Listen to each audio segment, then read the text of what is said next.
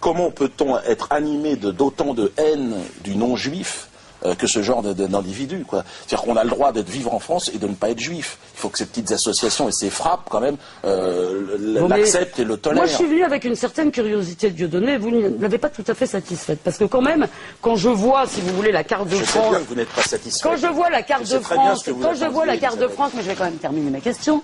Quand je vois la carte de France avec un drapeau israélien, si vous voulez, qui serait un peu comme... qui l'envelopperait ou qui la recouvrirait, si vous voulez...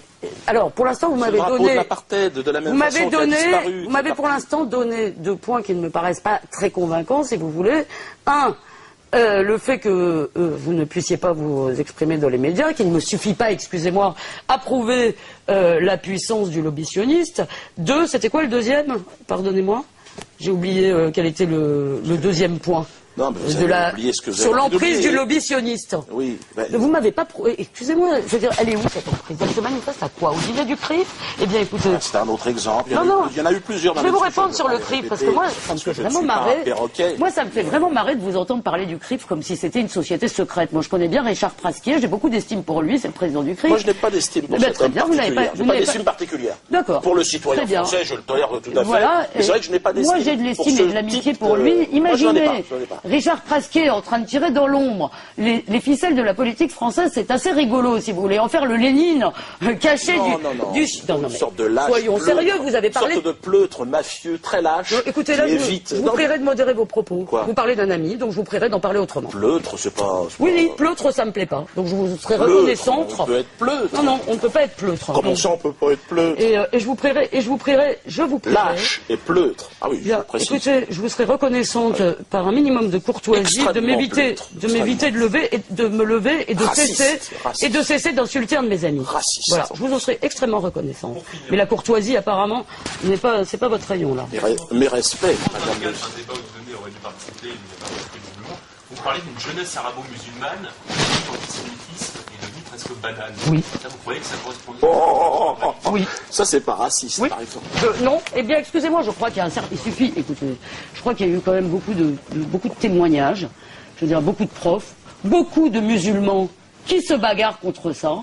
Et je vais vous citer d'ailleurs l'un des premiers intellectuels musulmans à avoir tiré la sonnette d'alarme, s'appelle Tarek Ramadan. Dieu sait que j'ai des désaccords avec Tarek Ramadan sur un certain nombre de choses. Je veux dire, je débat avec lui aussi. Je le connais depuis fort longtemps. Et je l'ai appelé quand il a publié ce texte parce que je trouvais ça vraiment courageux. Oui, je veux dire, de dire qu'on n'aime pas les feuges, de penser que c'est des feuges que viennent tous les malheurs, oui, c'est devenu un discours banal. Et croyez bien, je le déplore. Et c'est contre ça que je veux me battre.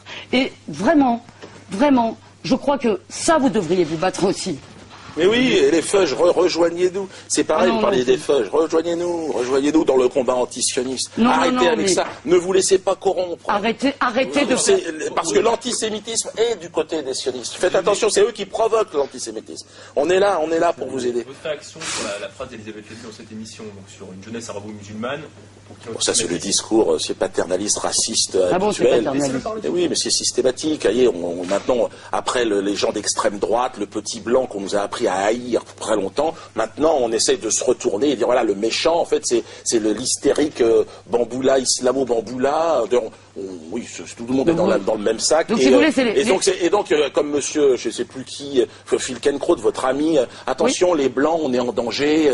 Alors maintenant, voilà, le sioniste serait le protecteur des blancs et de cette race blanche. Vous savez, Dieudonné... Alors c'est amusant de voir ça parce que, évidemment, quand on est noir, quand on est d'origine maghrébine, c'est amusant de voir les mêmes qui nous montaient en nous disant, en fait, il faut aller casser la gueule aux mecs du Front National, les petits blancs qui racistes, et les mêmes qui aujourd'hui se mettent derrière, disent, attention, regardez, les noirs, les gentils. Et ce sont exactement, c'est toujours ces sionistes charnières qui voudraient... Ils sont partout. Ils sont partout.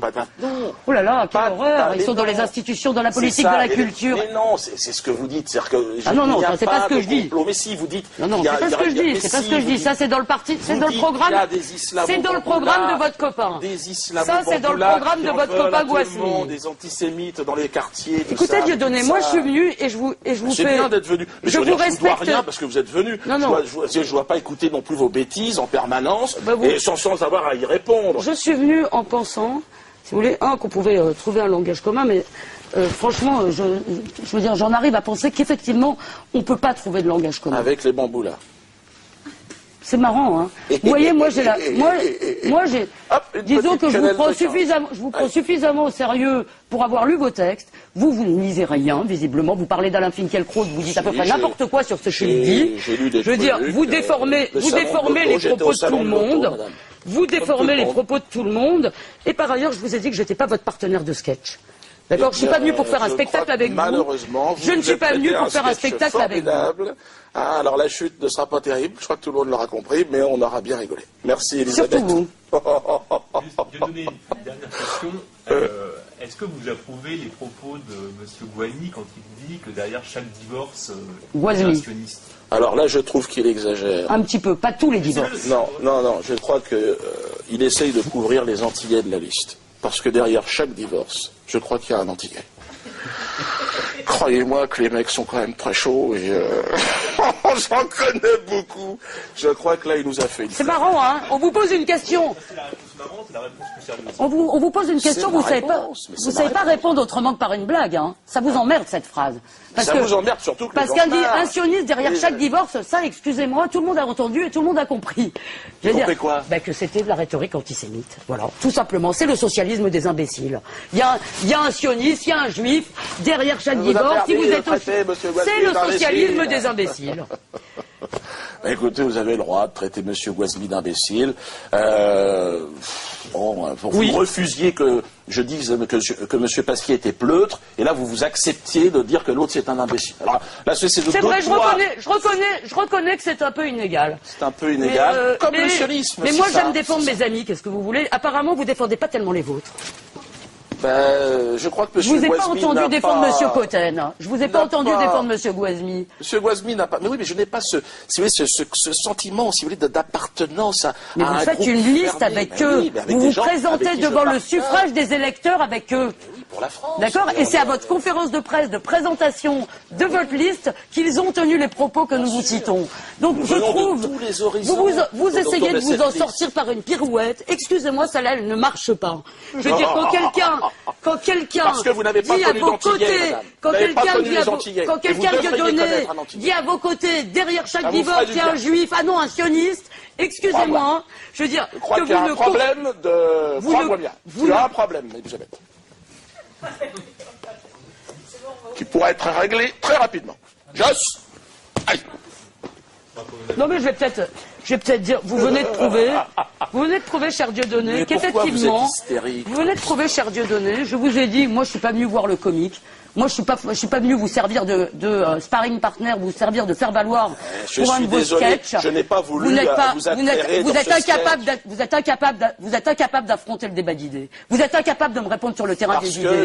Dès que vous êtes en danger, dès que vous êtes en difficulté, vous filez sur le terrain de la pirouette. Écoutez, franchement, je veux dire, moi je suis déçu. Parce que je pensais au moins avoir avec vous un échange d'arguments. Je n'ai pas de surprise. On m'avait dit, tu verras. Tu verras quoi? Tu verras. Alain Soral vous a parlé il n'y a pas très longtemps. Et alors? Et donc je l'ai vu. Mais je serais ravi de savoir ce que l'excellent Alain Soral en a pensé. Il vous dira, mais il m'a dit quelqu'un de très fermé, très fermé sur elle, avec plein de certitudes, très peu ouverte au final à l'échange. Et c'est ce que j'ai pu constater. Mais c'est pas grave. C'était déjà bien de venir.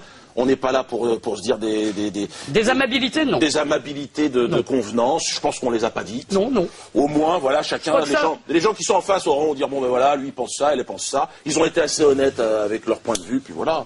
Bon. Je crois que nous pouvons en rester là.